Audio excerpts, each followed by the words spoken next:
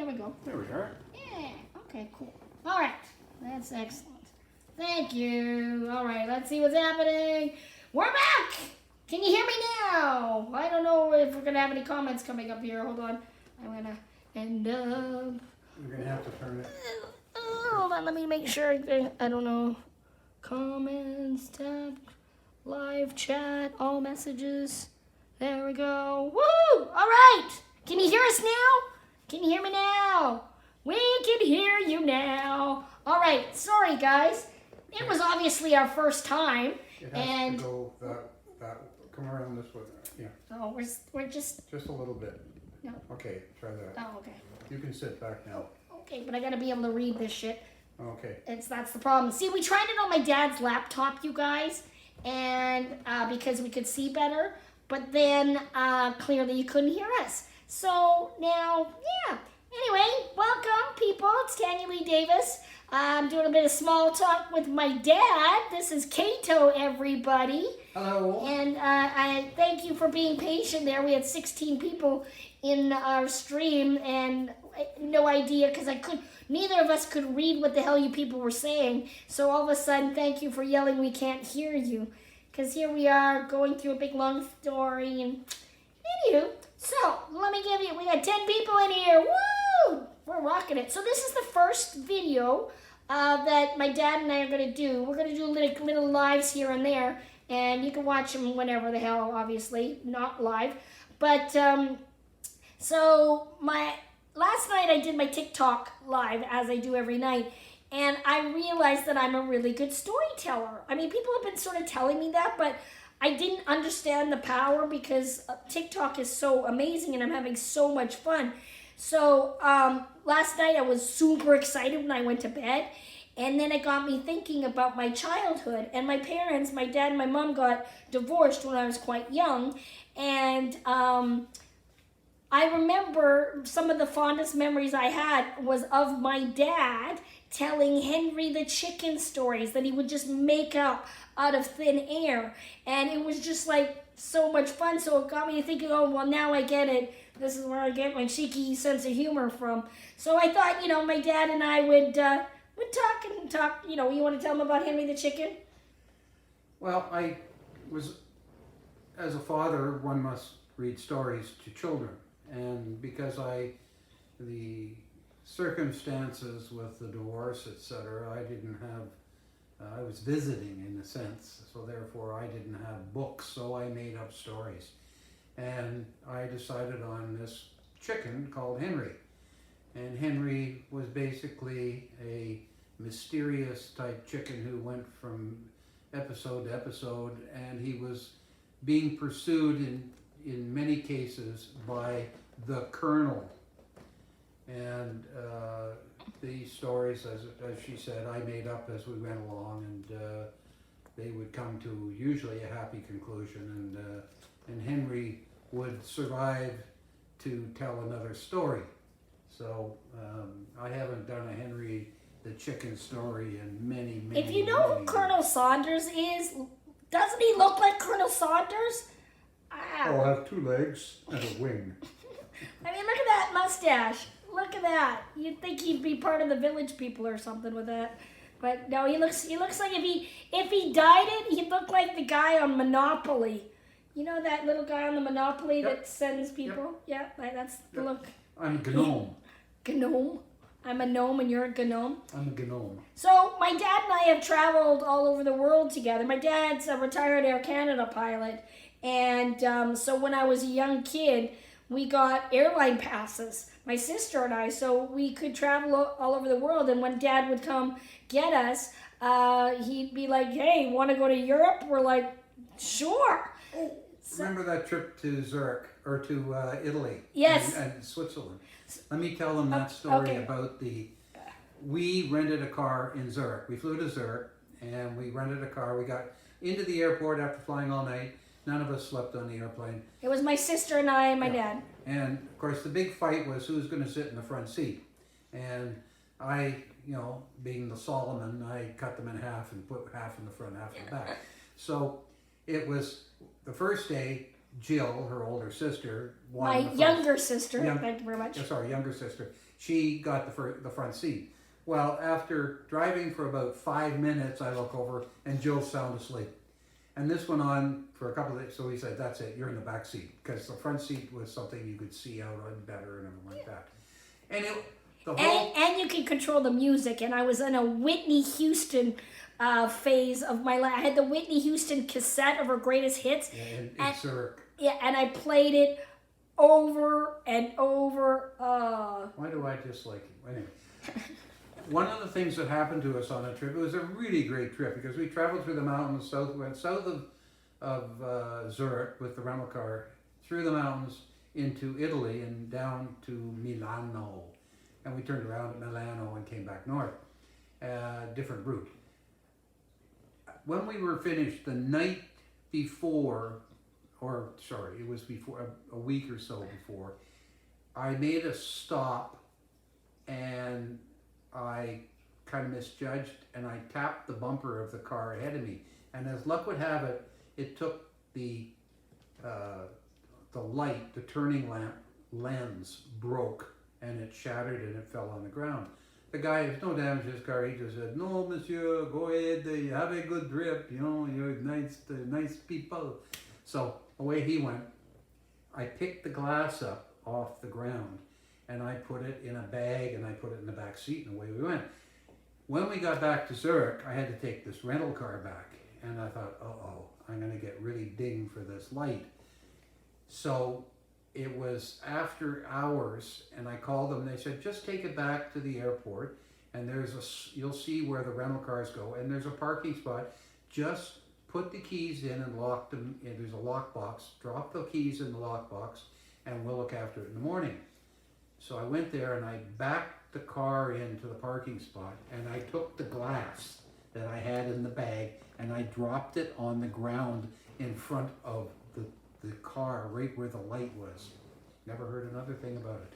I thought that was a stroke of brilliance, but it was a great trip. Yeah. Jill, every time Jill ended up in the front seat, we did 7 countries in 9 days. It was the fastest trip of Europe ever. It was like, there's Switzerland, there's Italy, Liechtenstein. I remember that we were in, it's called Liechtenstein. It's a super small country. The Sound of Music, you two would... I'll get to that one. So we went to Liechtenstein, and of course my dad's a bit of a drinker, used to be a bit of a drinker. So you went off to some patio bar somewhere that my sister and I weren't allowed. So I remember Jill and I sitting at like the town hall in the capital of Liechtenstein, and somebody was playing the Pee-wee, tequila, So my sister, who was a bit of a handball herself, I have vivid memories of my sister doing the Pee-wee Herman,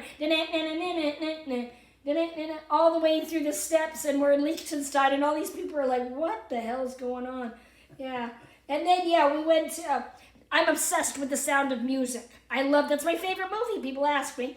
So we went to Austria. We went to Salzburg, Austria, and we went on the Sound of Music tour. Yeah, we did.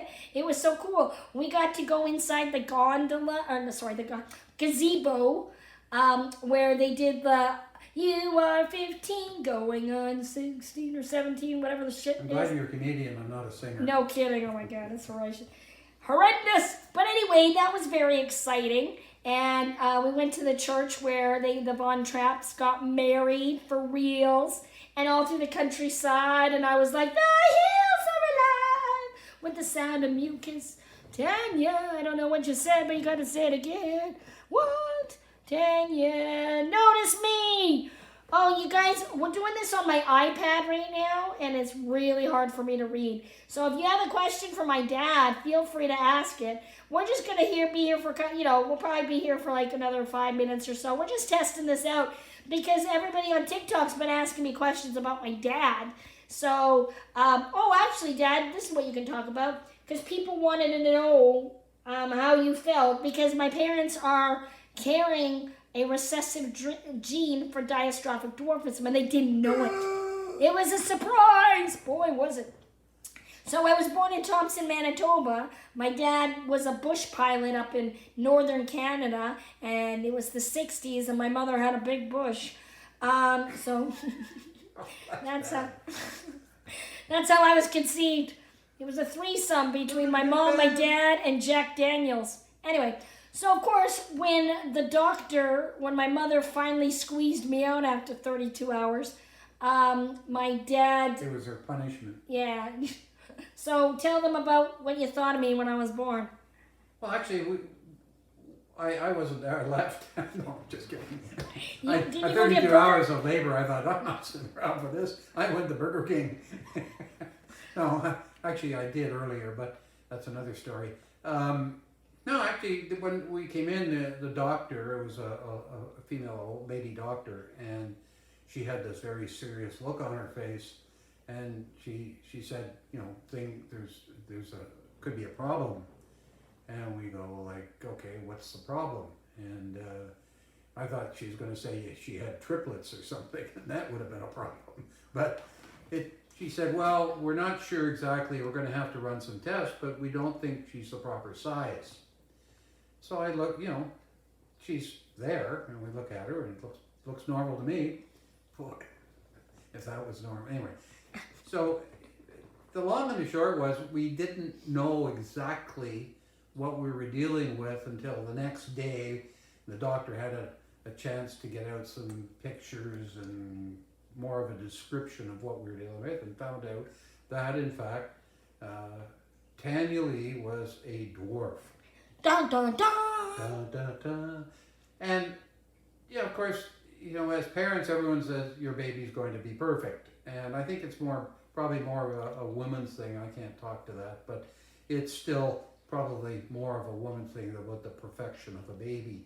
And even though it's really, you can't point any fault or whatever, it's just the way things are.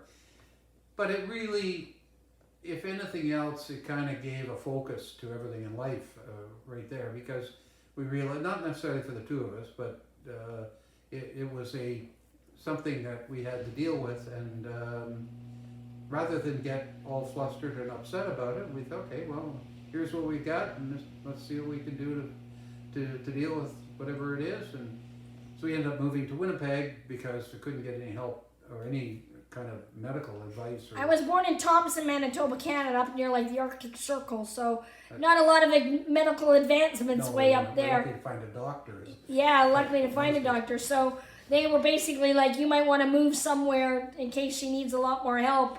And so that was Winnipeg, the busting metropolis of Winnipeg, Manitoba, Canada. They gave her 6 months to live, or if that, you know, oh, she's not going to live very long, and everything's kind of says, well, here we are 50 years later, and she's still kicking. Living in his house now when I'm 50. But I'll tell you one thing, it's, you know, when people are faced with this, you know, even if they know ahead of time, and I can attest to one thing, is that if I had to have more children, which thank God I'm not, I'd have many more like her, because she's been great. And so I think your children are your children are your children, and they are the ones that you have produced, and you love them accordingly. So there be it. There you go. So yeah, it was interesting. You know, both my parents are tall, so they basically had to they could show me how to do things, but you know, with my hands and all my different bodies, it was kind of like, okay, here you go, figure it out.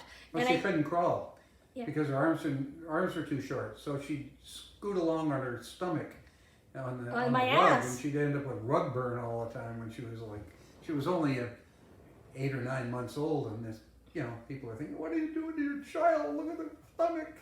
Yeah, well, we beat her every night. So. But then I used to scoot around on my ass all the time, remember? No, look at what happened to it. Yeah, swollen still.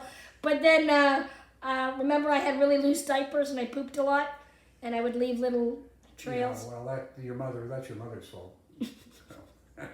Not a good diaper take. Yeah, well, I used to have little poop nuggets. They kind of look like they look like Whoppers, or what are they, Maltesers. We don't have to go there. Well, I I don't, there could be somebody out there that's eating those things right now. It's going, well, my we might God. get an endorsement from Maltesers. Is there a peanut in here? Hey, let's get rid. We don't have to do this. Oh, well, my sister I used to shit little nuggets, and Jill would shit like, she was a painter, remember? Yes. She used to paint the walls with her own. I remember the time I walked into her room when she was about 9 months old, and she was standing in her crib, and she was sitting there with her diaper going like this. The diaper was off, obviously, and the walls were green. They originally were a pale yellow, but now they were green, and the entire room smelled accordingly. Yeah. And she was giggling. She thought that was the funniest thing in the world. Yeah, I still think it's the funniest thing. You've heard my poop story. If you haven't, go to my YouTube videos. Tell them about the cave. We're not going to stay on much longer because, we've gone to 15 minutes already. But what about the time where you came out of the shower? Oh. Okay, this is a classic story, guys. You'll love this. Kids will be kids, and you have to love everything they do and why they do it and how they do it.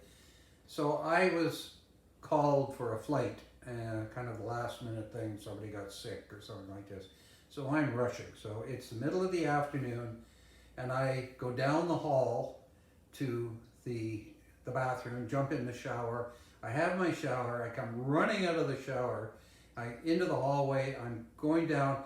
As I'm heading towards our bedroom, which was down the hall on the left, Tanya's room was down the hall opposite on the right.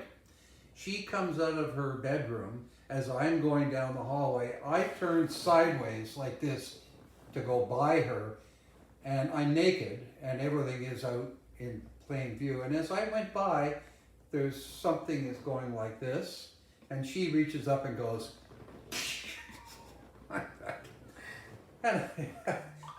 I smacked my dad in the nuts, basically. I thought about it was funny, just, kids being a kid. I mean, they have no idea. She's like, what were you then, maybe 4 or 5, something like that? Yeah, well, because I remember I got it, I think one of the teachers, when I was in elementary school, I was telling all the kids that my dad had 3, I thought there were 3 penises down there. And so I think it was at like just one remember of the... that. What's that? I'm well equipped. So I guess I was telling all the kids at daycare or at nursery school that my dad had 3 wieners because I just saw 3 things hanging in the wind, and it was like a xylophone. What are those what's the musical instruments with the things hanging, the chimes? Just hitting your ball sack in your anyway. Thankfully, those starfish hands are she didn't catch me full. I made them look bigger. All right, you guys. Well, this was just a little trial. A tease. If you guys like this, and please leave us a comment. If you have any questions, and you want to hear my dad and I talking some more, just let us know, because we're gonna start this like little YouTube thing, and you never know. We can talk about anything really. We could talk about her career. We talk about flying. We can talk about Henry the chicken. I can do a Henry the chicken story for you if you want. Yeah. Off the cuff. So there you go. Whatever. So, well, thank you very much for joining us. I apologize. The first take was a bit sparse there. We were on my dad's laptop, and we'll figure that out. We'll figure that out. But and we'll have to do it. I thought this was kind of neat on the chairs, but then I couldn't read what the heck you guys are trying to say. So I apologize if we didn't get to any comments, but please leave your comments on this video and ask us questions, and we'll get back to you guys soon. And subscribe. Subscribe to our YouTube channel. Hit the notification bell, and I'm going to be doing a TikTok live pretty soon if you're one of my TikTok followers. So thank you guys. Enjoy. Please share and leave us a comment. Bye-bye. Bye. Oh, I now got to figure out how to turn this damn thing off. Oh, there it is.